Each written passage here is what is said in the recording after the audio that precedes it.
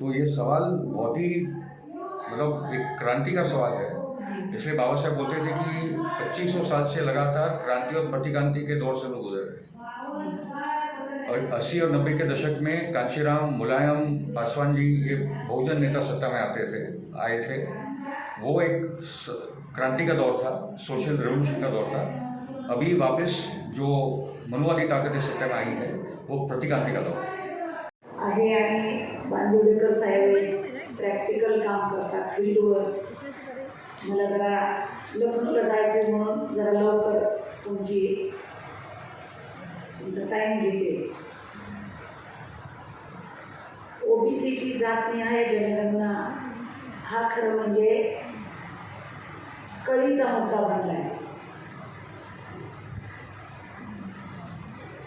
52% OBC हे मंडल आयोगाने शोधले. 1980ला हा अहवाल त्यांनी तयार केला आणि सादर केला.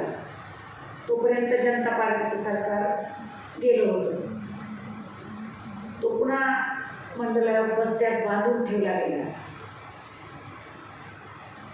पण निकष लावताना किती डोकी आहेत, किती माणसं आहेत ओबीसीची, हे जर 1931च्या जनगणनेत जर लिहिलं नसतं, इंग्रजांनी ती जनगणना जर केली नसती जातनिहाय ओबीसी, तर कदाचित आपल्याला 340 कलम बाबासाहेबांनी घटनेत लावलं. त्यांची खूप इच्छा आहे. 1932च्या गोलमेज परिषदेमध्ये सुद्धा बाबासाहेबांनी म्हणजे ह्या प्रश्नावर चर्चा करण्याचा प्रयत्न केला होता. परंतु त्या गोलमेज परिषदेत ओबीसीला एकाही नेत्याला पाठवलं गेलं नाही. आणि बाबासाहेब जेव्हा बोलायला लागले तेव्हा ते म्हणले तुम्ही तर एससी आणि ह्यांचं प्रतिनिधित्व करायला आलेलं आहे एसटीचं, त्याच्यामुळे तुम्ही ह्याच्यावर काही बोलायला तुम्हाला एक परवानगी नाही. आणि त्याच्यामुळं आम्ही नेमके किती हे जेव्हा आपल्या लक्षात आलं, आपल्या राज्यकर्त्यांच्या लक्षात आलं, तेव्हा 52% आपण 1931च्या सेन्सेस प्रमाणे होतो हे किमान होतं. म्हणून आपल्याला 27% आरक्षण, 50%ची मर्यादा ओलांडायची नाही म्हणून आपल्याला हे आरक्षण मिळालं. असेल किंवा हजरत महल असेल ते एकतर ते पोर्टल उशिरा सुरू होतं, डिक्लेअर उशिरा होतं, सुरूच होत नाही, फॉर्म भरले जात नाही, पुढं जात नाही, अनेक प्रकारच्या अडचणी त्यांना येतात. जर ओबीसी जातनिहाय जनगणना झाली तर मुसलमान ओबीसीची सुद्धा गणना होईल आणि त्यामुळे या लोकांना त्या सुविधा त्यांच्यापर्यंत पोहोचण्यासाठी मदत होईल. त्याचबरोबर मुसलमानांकडे EWC सर्टिफिकेटचं आता सांगितलं जातं की EWC सर्टिफिकेट आहे ना, तुम्ही ते घ्या आणि शिक्षणाची मदत घ्या तुम्ही. पण मी तुम्हाला सांगते की त्या ह्याच्यामध्ये 1965चा पुरावा मागितला जातो EWC सर्टिफिकेटमध्ये. मी माझ्या स्वतःच्या मुलासाठी सुद्धा प्रयत्न केलेला. तर 1965चे पुरावे मागितले जातात. मुसलमान मागास होऊनही मागास आहे हे सच्चर कमिटीने, महमूदुर रहमान कमिटीने, अनेक कमिटीने ते सिद्ध केलेलं आहे. त्या कमिटीचे फक्त रिपोर्ट पडून आहे, त्याच्यावर पुढे कुठेही काम झालेलं नाही. त्याच अनुषंगाने इथे तुम्हाला सांगावंसं वाटतं की मुसलमान हे जे आहेत त्यांना जे मागास आहेत त्यांच्याकडे रोजगार, शिक्षण नाहीच. सगळ्यात कमी टक्का शिक्षणाचा मुसलमानमध्ये, फक्त ग्रॅज्युएशनपर्यंत 4% मुसलमान लोक पोहोचतात. या 4%मध्ये त्यांना शिक्षणाचं त्या बाजूला जायचं तर तितके खर्च पेलवत नाही, त्यामुळे त्या खर्चासाठी किंवा स्कॉलरशिप मदत मिळत नाही, त्यामुळे शिक्षण होतं. ड्रॉपआउटचं प्रमाण खूप मोठ्या प्रमाणामध्ये आहे. काही नसेल तरी फक्त मुसलमानांना शैक्षणिक मदत ओबीसी विद्यार्थ्यांना किंवा इतर मुसलमान जे ST NT आहे त्यांनापर्यंत जे ओबीसीचे अनुषंगाने का होईल पण ती जर मदत त्यांच्यापर्यंत पोहोचली, शैक्षणिक मदत पोहोचली तर निदान मुसलमान शिकेल, वाचेल आणि त्याची समज वाढेल. आणि जो आता आपला अनुभव आहे की मुसलमान बाहेर येत नाही तर त्याला हा एक कारण आहे की त्यांच्यामध्ये शिक्षणाचं प्रमाण अतिशय कमी आहे. आणि शिक्षणाचं प्रमाण कमी असल्यामुळे, खर्च पेलू न शकल्यामुळे होतं काय की बोलणं, पेपर सगळे तयार ठेवणं हे जमत नाही. कित्येक मुसलमान जेव्हा ओबीसी अनेक जातीचे दाखले काढायला जातात तेव्हा त्यांच्याकडे कुठल्याच प्रकारचे पेपर मिळत नाही.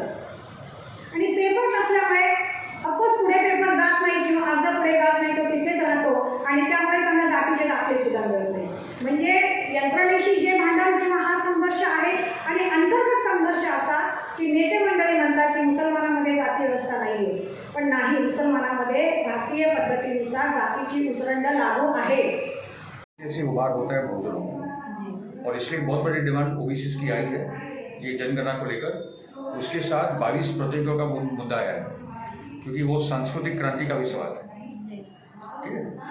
आमची ताई, आमची पल्लवी, आम्ही फिरत असतो, भाषणं करतो, लढतो बी, मोर्चे काढतो, आंदोलनं करतो. आमची दखलच घेतली जात नाही काय. आम्ही बोलल्यावर कुठं दखल घेतली जाते? ज्यांनी बोलल्यावर दखल घ्यायची ते बोलत नाही, अशी भानगड आहे सगळी. म्हणजे काय करावं तेच आम्हाला कळाना. आता भुजबळ बोलले पाहिजेत, त्यांची दखल घेतली जाते. सरस्वतीचं नाव नुसतं काढलं तर तळपायाची आग मस्तकाला गेली. विद्येची देवता सरस्वती नाही असं भुजबळ. आम्ही हजार सभा मी बोलले असं की विद्येची देवता सरस्वती नाही, आमची सावित्रीचे म्हणून. कुठे आमची दखल घेते कोण? कारण त्यांच्या दृष्टीनं, मीडियाच्या दृष्टीनं आम्ही कुठं दखल करतोय? आम्ही तर अदखल, नॉन कॉग्निजेबल आहेत आम्ही. आणि म्हणून ज्यांची दखल घेते ते बोलत नाही, आणि ज्यांची दखल घेत नाहीत ते बोलते पण त्याचा परिणाम होत नाही. अशी सगळी भानगड आहे बाबा. त्याच्यामुळे आम्हाला आमदार करा कुठून तरी, म्हणजे आमचं तरी ऐकत येईल कोणीतरी, पण आम्हाला कोणी करीतच नाही. झेडपीला पाडीत येईल तिकडं. नामांतराला पाठिंबा आहे का सुशीला मोराळेचं? बाबासाहेबांचं नाव द्यायचं का विद्यापीठाला? 5,000 मतांनी पडले, पाडलं मला लोकांनी. म्हणले इथं तर नामांतर, जेलमध्ये गेली. 10 दिवस जेलमध्ये होते मी. 10 महिन्याचं पोरगा अंगावर पेट होतं माझ्या. सोडून दिलं त्याला, गाठी झाल्या दुधाच्या. गेले एका सिद्धांतासाठी, तत्वासाठी. आम्ही सिद्धांत तत्वासाठी लढणारी माणसे. आणि मग आम्हाला असं वाटतं की खरं म्हणजे हा ओबीसी हा या देशाचा प्राण आहे. ओबीसी हा या देशाच्या अर्थव्यवस्थेचा पाठीचा कणा आहे. ओबीसी हा या देशाचा श्वास आहे. हा श्वास शरीरातला निघून गेल्यानंतर जसं शरीर नाशवंत होतं तसं या देशातला ओबीसी बाहेर काढा. सगळा देश तुम्हाला मरून पडलेला दिसेल. ही परिस्थिती आपण खरं म्हणजे वास्तव या ओबीसी मुंबईसारख्या महाकाय नगरात मला वाटते कमीत कमी 25 लाख तरी ओबीसी असतील, वेगवेगळ्या प्रांतातून इथं आलेले. यादवच असते 10 लाख. एक यादव आलाय आमचा कोकाशंकर, कुठे एक आलाय बा. तर आम्ही बी काय एकटं येतो, सोबत 10 ना तिथून पुढं. नाही तर बायका तरी आणणार आहे. कुणी नाही ऐकत तर बायको तर ऐकते ना तुमचं. आणि जर बायको आणली तुम्ही सोबत तर ती चर्चा करते बाहेर, तुम्ही बोलत नाही. आम्ही चर्चा करतो. इथं जर सगळ्या बायाने गच भरला असताना 10-5 बायाने तर ते शेजारी म्हणले असते कुठे गेली ती इतका वेळ नटून तटून. ती म्हणली असते ओबीसीचं एकीकरण समितीच काहीतरी होतं बघ. म्हणजे या तोंडातून त्या तोंडात. ठीक है. ये आरएसएस का एक लीडर बोला, उसने नाम नहीं दिया मगर कांचा के आर्टिकल में था. एक छोटा अंश है उस ओबीसी सेंसस का नतीजा. हमने एक मंडल पॉलिटिक्स का तो नतीजा देख लिया था 1980 के दशक में, जहाँ बहुत मतलब आज़ादी के बाद एक पहली बार एक बहुत बड़ा ओबीसी शूद्र अतिशूद्र उभार हुआ मंडल पॉलिटिक्स के माध्यम से, और एक सत्ता परिवर्तन हुई. 6 दिसंबर को बाबरी मस्जिद तोड़ने का मतलब यही था कि जो 14 अक्टूबर या दशहरा के दिन 1956 में बाबा साहब अम्बेडकर ने कन्वर्जन किया था, उसको काउंटर करने के लिए पुण्यतिथि के दिन ही बाबरी मस्जिद तोड़ी गई थी. और अभी हम लोग परसों नागपुर में थे, दीक्षा भूमि भी हम लोग गए थे. ये जो दौर है जिससे लोग अभी गुजर रहे हैं और 2 साल का वो इतिहास है, वो दौर है, ये दौर है प्रतिक्रांति का. और एक प्रतिक्रांति के दौर में जो ओबीसी से अभी जो एक अवसर जा रहा है, जोठा हो रहा है एक ठोस डिमांड के साथ, वो एक प्रतिक्रांति का एक बहुत बड़ा अवसर है. और वो कास्ट सोसाइटी को उलट पुलट करने के लिए ये जनगणना का मुद्दा, ये सिर्फ कुछ नोंदनी की बात नहीं है, एक बहुत बड़ा राजनीतिक, सामाजिक और आर्थिक मुद्दा है. एक किताब है state apparatuses and state power under feudalism, capitalism and समाजवाद.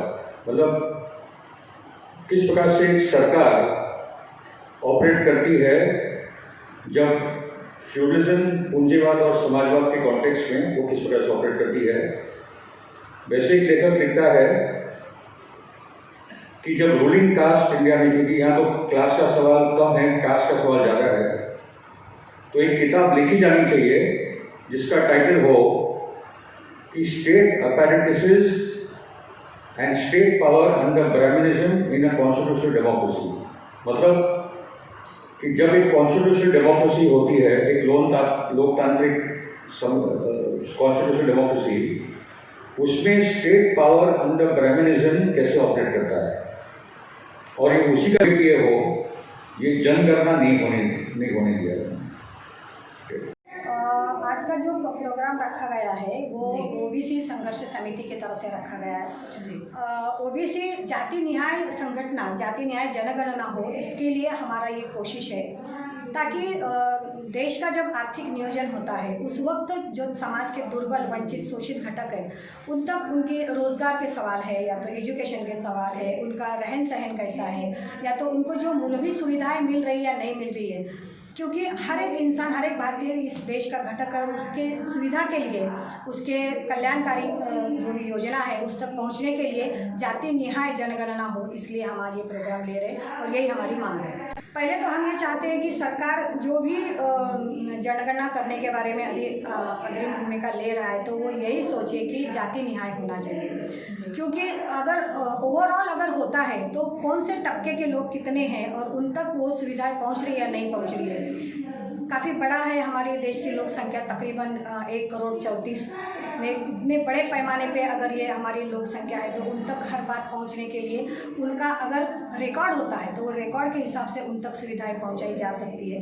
और ये रहन सहन हुआ, या तो फिर एजुकेशन के बारे में इंतज़ाम हो, नौकरियों के बारे में हो, समानता आए समाज में, शोषित वंचित लोगों को भी उसका कुछ फ़ायदा हो, इसलिए हम ये बातों को मुद्दे लेकर आगे आ रहे हैं। अच्छा, पहली बात तो ये है कि पूरे लोक संख्या जितनी है उसमें तकरीबन 52% ओबीसी समाज है। ST/NT के कुछ समाज के तक वो घटक उन घटकों तक कुछ सुविधाएं पहुंचती है, कुछ इंतजाम पहुंचते हैं, लेकिन बाकी जो समाज है, ओबीसी समाज है, उसके बारे में सोचा नहीं जाता, या तो उन तक वो सुविधाएं पहुंच नहीं रही है जो वो पहुंचना चाहिए। और वो पहुंचने के लिए फिर रास्ता कौन सा है, तो ये अगर जाति न्याय जनगणना होती है तो एग्जैक्टली उसके आंकड़े आएंगे, वो आंकड़ों के बारे में उन तक वो सुविधाएं इंतजाम पहुँचाना सरल होगा, आसान होगा। इसलिए हमारी गवर्नमेंट से मांग है कि वो जाति न्याय संगठन का जनगणना ले। ओबीसी समाज के हमारे साथी उनके सपोर्ट में आया था समोर बघा। और बेसिकली ये है कि ओबीसी समाज का एक नेशनल सेंसस हो, ये उनकी बेसिक डिमांड है जी। और ये सिर्फ आर्थिक मुद्दा नहीं है, जी। ये एक बहुत बड़ा राजनीतिक मुद्दा है, जी। क्योंकि मंडल कमीशन के बाद एक लगातार एक डिमांड आई है कि बेसिकली एक ओबीसी सेंसस किया जाए। शेड्यूल कास्ट, शेड्यूल ट्राइब का सेंसस होता है, तो ओबीसीओ का सेंसस क्यों नहीं हो रहा है? उसमें बात नंबर 1 ये है कि अगर ओबीसीओ की सही संख्या पता चल गया तो राजनीतिक सत्ता में बहुत बड़ी परिवर्तन हो जाएगा। बहुत बड़ा परिवर्तन, ठीक है, क्योंकि है जी। ये 65 से 70% तक ये बात जा सकती है जी। ठीक है? तो अगर 65 से 70% एक सॉलिड ब्लॉक ओबीसीओ का बनता है तो उसके बाद जो सवर्णवादी या मनुवादी ताकत है जो देश पे सत्ता में राज कर रहे हैं उनको एक खतरा महसूस हो रहा है। जी। एक आर्टिकल पढ़ रहा था, उसमें एक RSS का, जिसने अपना नाम नहीं दिया है, उसने बोला कि अगर ये संख्या बाहर आ गई तो सामाजिक और राजनीतिक सत्ता उलट पलट हो जाएगी और हम ये होने नहीं देंगे। इसलिए बार बार, चाहे वो UAPF की सरकार हो, चाहे वो मोदी की सरकार हो, वाजपेयी की सरकार हो, ये हो ही नहीं पा रहा है। मगर अभी क्योंकि ओबीसी नेता खड़े हो रहे हैं, वहाँ लालू जी और तेजस्वी, नीतीश कुमार, महाराष्ट्र की सरकार जो पहले थी महाविकास आघाड़ी, राजस्थान, उड़ीसा, सब जगह से ये सरकारों की तरफ से और असेंबलीज में भी पास हुआ है कि ओबीसी जनगणना होना चाहिए, तो एक बहुत बड़ा पॉलिटिकल इशू बनते जा रहा है। तो आज एक प्रयास था बम्बई में, और मैं मानता हूँ कि इसको आगे जाना पड़ेगा सर्वधर्मी ओबीसी परिषद के नाम पे। ठीक है, क्योंकि सभी धर्मों में ये जाति का सवाल है और इसलिए ये सर्वधर्मीय ओबीसी परिषद के माध्यम से ये डिमांड आगे बढ़ानी होगी। उससे और एक काम होगा कि ये जो नफरत की राजनीति या सभी को बांटा जा रहा है धर्म के नाम पे। तो अगर ओबीसी इकट्ठा होते अपने सवाल पे, सर्वधर्मी ओबीसी, तो जहाँ ओबीसी और दलितों को दंगों के दौरान इस्तेमाल किया जाता है मनवादी ताकतों से, वो उसका बहुत बड़ा उत्तर होगा। तो एक से मैं मानता हूँ कि ये जो उनका डिमांड है वो भारत जोड़ने का भी डिमांड है।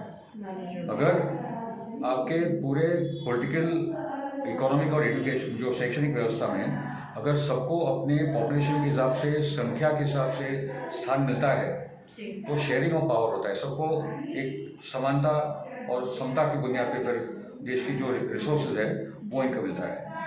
और इसलिए अगर ये पूरा सेंसस होता है तो ये पता चलेगा कि अगर पता चलता है कि SC ST OBC सेंसस हो गया, सेन्सस के बाद पता चलता है कि कितने काय आहे आणि OBCचा जो आजचा हा कार्यक्रम आहे कशा संदर्भात आहे काय सांगू शकाल? माझं नाव प्राध्यापक सुशीला मोराळे आहे. मी OBC संघर्ष समितीची महाराष्ट्राची प्रमुख म्हणून गेली 25-30 वर्षापासून काम करते.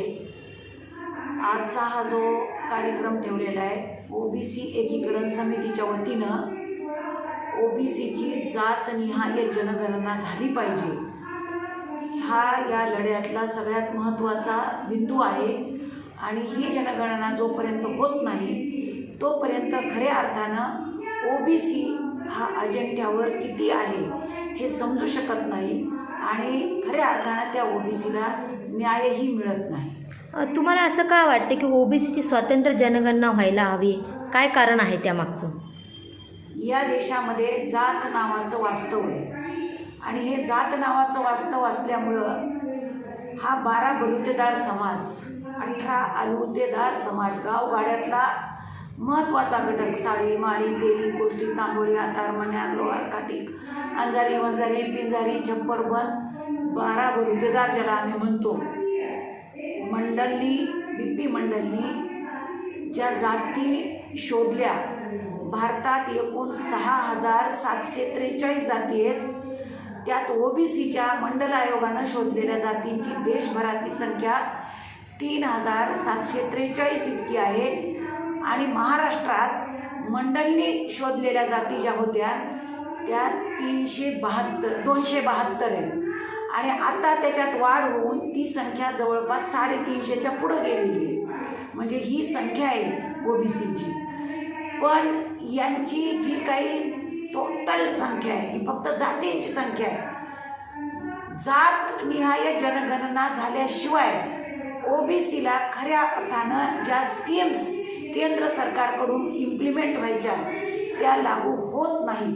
जसं SC STला दिल्लीतूनच पैसा येतो आणि तो या प्रत्येक राज्य त्याच्यासाठी मग त्याची अंमलबजावणी करतं, तसं OBCला फक्त केंद्राकडून ₹1.5 पर मानसी, 52% रेशो गृहीत धरून इतकाच फक्त रुपया येतो. ₹1.5 ही आमची घोर चेष्टा आहे.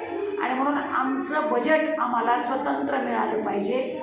त्याच्याशिवाय आम्हाला गाव पातळीवर, शहर पातळीवर, उद्योगधंद्यामध्ये असतील, शेती व्यवसायामध्ये असतील ज्या आम्हाला योजना राबवायच्या त्या आम्ही प्रभावीपणे राबवू शकत नाही. आणि म्हणून आम्हाला जातनिहाय जनगणना आवश्यक वाटते. जातनिहाय जनगणना झाली नाही किंवा काही अडचण आहे तर याची पुढची दिशा कशी राहणार आहे? कारण की तुम्ही वारंवार संघर्ष करताना आम्हाला दिसता. पुढची दिशा कशी राहणार आहे आपली? आता आम्ही लढतोय. माझं आपल्या चॅनलच्या माध्यमातून या देशातल्या, राज्यातल्या OBCंना असं आव्हान आहे की जोपर्यंत तुम्ही OBC म्हणून संघटित होत नाही, जातीचे मेळावे कितीही भरतील. आता इथे जातीचा मेळावा असता तर जागा पुरली नसती, पण OBC म्हणून आम्ही जेव्हा संघटित होतोय तेव्हा अजून आम्ही OBC समाज म्हणून संघटित व्हायला तयार नाही आणि त्याच्यामुळं आम्हाला हे तोटे सहन करावे लागत आहेत. आमचं असं म्हणणं आहे, माझं असं म्हणणं आहे की OBCनी आपले शत्रू कोण आणि मित्र कोण हे पण ओळखायला शिकलं पाहिजे. ज्या भारतीय जनता पक्षानं OBC आरक्षणाला विरोध करून विश्वनाथ प्रताप सिंगाचं जनता दलाचं सरकार फक्त मंडल आयोगाची अंमलबजावणी केली म्हणून पाडलं, त्या भाजपला OBC वोट बँक म्हणून पोचतंय ह्याचं आम्हाला शल्य आहे. आणि म्हणून तुम्ही शत्रू आणि मित्र जोपर्यंत ओळखणार नाही OBC तोपर्यंत मला असं वाटतं की ही संघटित एकजूट व्हायला अडथळे आहेत. आपलं नाव काय आहे आणि आपलं पद काय आहे? आज आपण ओबीसीचा जो कार्यक्रम घेतला आहे, काय महत्त्व आहे, काय सांगू शकाल? माझं नाव तमन्ना इनामदार, मी पुण्यावरनं आहे. लेखिका आहे आणि अनेक समविचारी संघटनेबरोबर काम करते. ओबीसी, मुस्लिम, ओबीसी, ST, NT जे काही मागासवर्ग जाती आहेत त्यांच्या संदर्भामध्ये रिसर्च करते मागच्या 4-5 वर्षापासून आणि लिहिते आहे, पुस्तकं लिहिते आहे त्यांच्यावर. एक पुस्तक प्रसिद्ध झालेलं आहे 2018ला आणि आता 2 पुस्तकं पुढच्या महिन्यामध्ये प्रसिद्ध होणार आहे. आजचा हा जो प्रोग्राम आहे, या प्रोग्रामचं जे महत्त्व आहे जनजातीय जनगणना काय आहे? का तुम्हाला म्हणजे जनगणना ही ओबीसीची स्वातंत्र्य हवी आहे? काय मागणी आहे, काय कारण आहे? आत्तापर्यंत जी जनगणना जर समजा तुम्ही ओव्हरऑल सगळ्या लोकांची घेतली किंवा आडनावावरनं घेतलं तर आवश्यक असलेले जे काही सरकारचं जे काही नियोजन असतं ते नियोजन लोकांपर्यंत पोहोचवण्यासाठी किंवा त्याचं आर्थिक नियोजन करण्यासाठी जे लोकांचं रोजगार असेल, शिक्षण असेल किंवा आरोग्य समस्या असतील त्या सगळ्यांपर्यंत सगळी व्यवस्था पोहोचण्यासाठी किंवा सगळ्यांचं कल्याण साधण्यासाठी जी जनगणना आवश्यक असते तर त्या जनगणनेमध्ये जातीनिहाय जर झाली तर एखाद्या जातीमध्ये असणारे दुर्बल घटक किती आहेत, शोषित किती आहेत, वंचित किती आहेत, त्यांच्या शिक्षणाचा दर्जा कसा आहे, राहणीमानाचा दर्जा कसा आहे, रोजगाराचे काय प्रश्न आहेत याचा विचार करून सरकारला त्यानुसार योजना तयार करता येतील आणि त्या योजना त्यांच्यापर्यंत पोहोचतील. ह्यासाठी आजची जी संघटना आहे त्याच्यातर्फे आम्ही जातीनिहाय जनगणना व्हावी ह्यासाठी हे कार्यक्रम आज परिषद आयोजित केलेली आहे. ही जी परिषद आयोजित केलेली आहे बरोबर आहे, पण या पुढची भूमिका काय राहणार आहे ओबीसीची? यापुढे यासारखंच आम्ही लावून धरणार आहोत जेणेकरून जातनिहाय जनगणना व्हायला पाहिजे. त्यामुळे नेमकी किती टक्का आहे समाजामध्ये ओबीसी घटक किती टक्के, मग ती सर्वधर्मीय परिषद असावी या बाबतीमध्ये आम्ही अग्रणी भूमिका घेण्याचा प्रयत्न करणार आहोत की त्याच्यामध्ये मग ओबीसी मुस्लिम असतील, मुस्लिमेतर असतील किंवा ख्रिश्चन असतील, पंजाबी असतील, जैन असतील त्या सगळ्यांचा त्याच्यामध्ये समावेश होऊन त्या सर्वांच्या कल्याणकारी योजनामध्ये त्याचा समावेश व्हावा यासाठी आम्ही हे आंदोलन पुढे रेटणार आहोत. आपका नाम क्या है और क्या आपका पद है जो आज ओबीसी का जो कार्यक्रम ले रहे हैं उसमें क्या महत्वपूर्ण विषय है, क्या बताना चाहेंगे? मेरा नाम फिरोज मिठीपुर वाला है। मैं राष्ट्रीय अध्यक्ष हूँ भारत बचाओ आंदोलन का और ओबीसी दलित आंदोलन का मैं एक सिपाही हूँ। उनके साथ लगातार 30 साल से मैं काम कर रहा हूँ। आज का जो आज ये दादर माटुंगा कल्चरल सेंटर में जो कार्यक्रम रखा गया है वो राष्ट्रीय स्तर पे ओबीसी की जनगणना हो वो बेसिक उसका डिमांड है और हम उसको सपोर्ट कर रहे हैं। उसका कारण ये है कि जो SC ST का जैसे जनगणना होता है उसमें सभी एज, स्कूल, कॉलेज, पानी मिलता है, स्वास्थ्य वगैरह जो भी सवाल है वो सब सवाल ओबीसी के क्यों नहीं हो रहे हैं, वो बात क्यों छिपाई जा रही है? नंबर 1 इसलिए छिपाई जा रही है कि अगर ओबीसी की संख्या पूरी गिन ली गई तो ये अभी तो 52% आ रही है फिगर, वो 65-70% तक जा सकता है। तो आप सोचें कि अगर ये 70% लोग 10-15% उनको सत्ता में अधिकार है और वो जब डिमांड करेगा हम लोग 70% है तो उनको 70% अधिकार मिलना चाहिए, चाहे वो राजनीतिक लोकसभा हो, MLA हो, पंचायत तक हो, चाहे वो फिर शिक्षा और कॉलेज की बात हो, क्योंकि 70% लोग को फिर आप सिर्फ 27% आरक्षण में आपने उनको कैद कर दिया है। ठीक है, एक वो बात है। दूसरी बात कि SC ST OBC की पूरी जनगणना हो जाएगी तो जो सोशल और आर्थिक जो फिगर आएंगे उससे पता चला कि अगर पता चलता है कि जो 85% लोग हैं उनके पास देश की सिर्फ 20% संपत्ति है और जो 15% लोग हैं उनके पास देश की 80% संपत्ति है तो फिर एक बहुत बड़ा भूचाल हो गया। ठीक है, इसलिए इसको करने नहीं दे रहे हैं कि एक तो ओबीसी संख्या किसी को ना पता चले और किसके पास, अगर इनके पास इतना कम है तो फिर किसके पास इतना ज़्यादा है, तो फिर वो एक आर्थिक बदलाव की भी आर्थिक क्रांति की बात हो जाए। तो आपकी अगली भूमिका क्या होगी ओबीसी की तरफ से? इनका बोलना है कि सर्वधर्मीय ओबीसी परिषद बुलाया जाए, या क्योंकि ओबीसी सिर्फ हिंदू नहीं होते, वो क्रिश्चियन होते, मुस्लिम होते, सिख होते, तो सर्वधर्मीय ओबीसी परिषद बुलाया जाए और एक करके, क्योंकि नफरत की राजनीति में ओबीसी दलितों को धर्म के नाम पे बांटा जा रहा है, पूरे भारत को बांटा जा रहा है, तो एकत्रित होकर हम अपनी लड़ाई लड़े, इसलिए एक सर्वधर्मीय ओबीसी परिषद का भी गठन किया है। नाव काय आहे आणि आपण जो आजचा कार्यक्रम आहे काय सांगू शकाल? ओबीसींच्या या न्यायासाठी ओबीसी एकीकरण समिती आज अहोरात्र काम करते आहे. ओबीसीला त्यांच्या काय म्हणतात ते नोंदणीसाठी आणि अनेक ठिकाणी महाराष्ट्र, कोकण, विदर्भ ठिकठिकाणी हे लोक जनजागृतीचं काम करत आहेत. तर त्यांना एक आमचा पाठिंबा देण्यासाठी म्हणून आम्ही या ठिकाणी आलेलो. ओबीसी स्वतंत्र झालं पाहिजे असं का वाटतं? याच्या मागचं कारण काय आहे नेमकं? याचं कारण म्हणजे जे त्यांची जनगणना झाली पाहिजे. हां. ओबीसी आज इकडे छोट्या यांची काय म्हणतात ते तुमच्या पशु प्राण्यांची पण गणना केली जाते. तर ओबीसी आज एवढ्या मोठ्या संख्येने आहे या भारत देशामध्ये, तर त्याची जनगणना झाली पाहिजे आणि लोकसंख्येच्या याच्यानुसार त्यांना प्रतिनिधित्व मिळालं पाहिजे. तुम्ही त्यांना पाठिंबा दिलेला आहे ओबीसी यांना, तर यांची पुढची भूमिका कशा प्रकारे राहणार किंवा तुमचा कसा प्रकारे त्यांना सपोर्ट राहणार आहे? आमचं संपूर्ण सहकार्य राहणार, संपूर्ण सपोर्ट राहील. ओबीसीच्या न्यायासाठी जे संघटना विभाग लढत आहेत त्यांना आमचा संपूर्ण पाठिंबा राहील. सध्याचे जे चालू घडामोडी आहेत काय सांगू शकाल तुम्ही त्या संदर्भात? राजकीय जे चालू घडामोडी आहेत, राजकीय जे ओबीसीचं आरक्षण जे आहे ते ओबीसीना आरक्षण असल्यामुळेच आज अनेक ठिकाणी ओबीसी नगरसेवक, ओबीसी महापौर हे सगळे झालेले आहेत. आरक्षणामुळे त्यांना त्यांची हे मिळत आहे ना, तर ते आरक्षण टिकलं पाहिजे. ठीक आहे, थँक्यू. नाव काय आहे आणि आज ओबीसी समाजाचं आरक्षणाचं संदर्भात जे कार्यक्रम चालू आहे काय सांगू शकाल? काय त्यांच्या महत्त्वाच्या मागण्या आहेत? माझं नाव आहे श्रीधर पेडणेकर आणि ओबीसी एकीकरण समितीला आज आम्ही या ठिकाणी सपोर्ट देतो. मी स्वतः ओबीसी एकीकरण समितीचा भाग आहे. बऱ्याच मागण्या आहेत ओबीसीच्या या ठिकाणी आपण बघतोय. गेल्या वर्षी जे मेडिकलचं रिझर्वेशन आहे ओबीसीचं काढण्यात आलं, 10,000 जे सीट भारतामधून ओबीसीला दिले जातात, तर त्या सीट कुठेतरी आम्ही गमावल्याचा आम्हाला एक दुःख आहे. कारण शाहू महाराजांनी जो पायदंड घालून दिला होता 1892 साली, त्यांनी त्यांच्या परवीर संस्थांमध्ये सुरुवातीला जे ओबीसी किंवा जे रिझर्वेशन कन्सेप्ट मांडली, ती रिझर्वेशन कन्सेप्टला कुठेतरी दगा देण्याचं जे केंद्रामध्ये बसलेलं सरकार आहे ते सरकार करतं असं मला वाटतंय. कारण ओबीसींच्या न्याय हक्कासाठी आम्ही याच ठिकाणी भांडण्यासाठी किंवा त्यांना एक प्लॅटफॉर्म देण्यासाठी रस्त्यावरची लढाई लढण्यासाठी आज या ठिकाणी आम्ही जमलेलो आहोत. कारण ओबीसी जर एकत्र झाला, ओबीसींचा बुलंद आवाज जर पुढे आला तर कुठेतरी या भारतामधल्या 60% आज म्हणेल, कारण 52%ची आपण कन्सेप्ट म्हणतो, आज कुठेतरी 60%पेक्षा जास्त झालेला वर्ग याला आम्ही न्याय देऊ शकतो. आणि बऱ्याच ओबीसींच्या मागण्या आहेत ज्याच्यामध्ये शिक्षण क्षेत्रामध्ये असणारी त्यांची प्रामुख्याने मागणी मिळेल. कारण जो कुठेतरी ओबीसी आज प्रवास होतात जो येतो त्या ओबीसीला कुठेतरी तुम्ही थांबवण्याचं काम करत आहे. कारण ह्यांना प्रश्न विचारणारी जमात नको आहे, ह्यांना फक्त त्यांच्या बोललेल्या शब्दावर काम करणारी जमात हवी आहे. पण आम्हाला प्रश्न विचारणारी जमात निर्माण करायची आहे, त्यासाठी ओबीसीला आमच्या जागा करायची.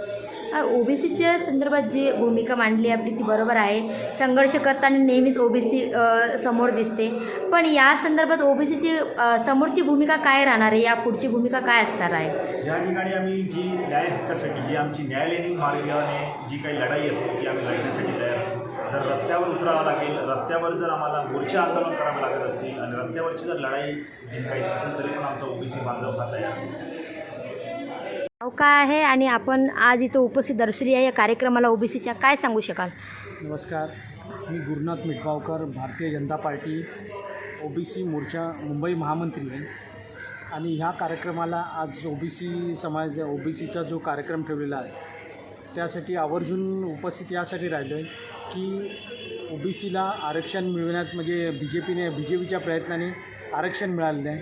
आणि आता ओबीसीची ताकद भरपूर वाढलेली म्हणजे जवळजवळ 52% ओबीसी आहेत आणि 52% ओबीसीमध्ये एवढी ताकद आहे की एखादं म्हणजे सत्ता कुणाची आणू शकतात ते.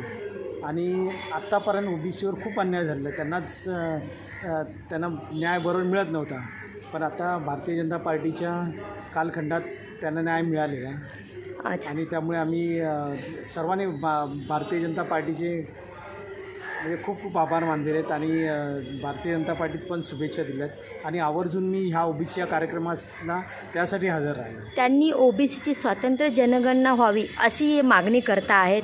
काय तुम्ही त्यांना अपेक्षा सांगितल्या किंवा काय त्यांना सांगण्यात आलं आहे तुमच्याकडनं किंवा तुमच्या पक्षाकडनं, काय सांगू शकाल? आमच्या पक्षाकडून हे म्हणजे एक इम्पॅरिकल डेटा तर तयार केलेलाच आहे म्हणजे, पण त्यांचं म्हणणं आहे काय की वैयक्तिक व्हावं म्हणजे पूर्ण याचं म्हणजे ओबीसींचा, तर त्यानुसार कार्यवाही चालू आहे म्हणजे करण्यात येईल म्हणजे ते तशा प्रकारे. ठीक आहे. त्यांची पुढची दिशा पण राहणार आहे. त्यांचं असं म्हणणं आहे की आम्हाला जनगणनेमध्ये स्वातंत्र्य आरक्षण हवं आहे आणि ते आम्ही मागणार आहे. त्यांचा वारंवार संघर्ष आपण बघता आहे. त्यानुसार आपण त्यांना कधीपर्यंत करणार किंवा काय सांगण्यात येणार आपल्या सांगण्यात तुम्ही आले. आज तुम्ही कार्यक्रमाला उपस्थित होता. काय त्यांना अपेक्षा दिल्या आहेत किंवा काय नवीन नियमानुसार त्यांना संदेश सांगणार आहात? आत्तापर्यंत समजा आरक्षण तर सर्व आहेच, म्हणजे शैक्षणिक नोकरीचं. फक्त राजकीय आरक्षणाला जरा धोका होता. अजून पण ते देण्यात आलेलं आहे, पण त्याचं पर्सेंटेज कमी आहे, पण ते जास्तीत जास्त त्यांना देण्यात येईल, म्हणजे एवढी